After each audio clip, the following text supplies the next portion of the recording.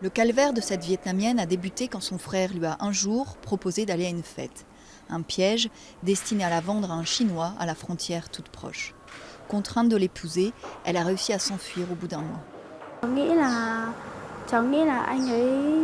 Mon frère n'est plus un être humain à mes yeux, parce qu'il m'a vendue à la Chine, sa propre sœur.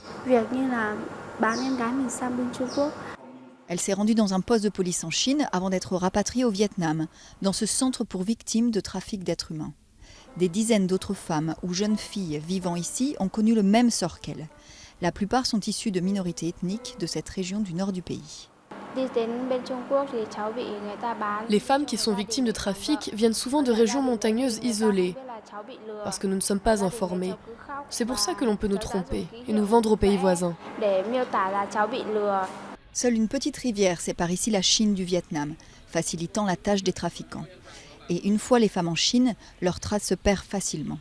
Impossible de savoir combien finissent comme prostituées ou mariées de force. À l'origine de ce trafic, la politique de l'enfant unique en Chine, où les parents préfèrent souvent avoir un garçon plutôt qu'une fille. Conséquence, aujourd'hui, des millions de Chinois sont à la recherche d'épouses. Certains sont prêts à faire appel aux trafiquants pour enfin se marier, semant la peur dans les communautés du nord du Vietnam.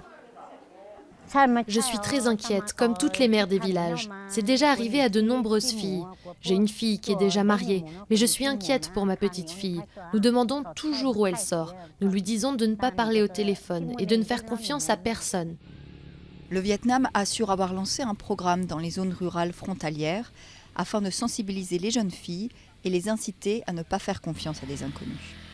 Mais ce programme arrive trop tard pour ceux qui sont sans nouvelles de leur fille, emportés de l'autre côté de la frontière.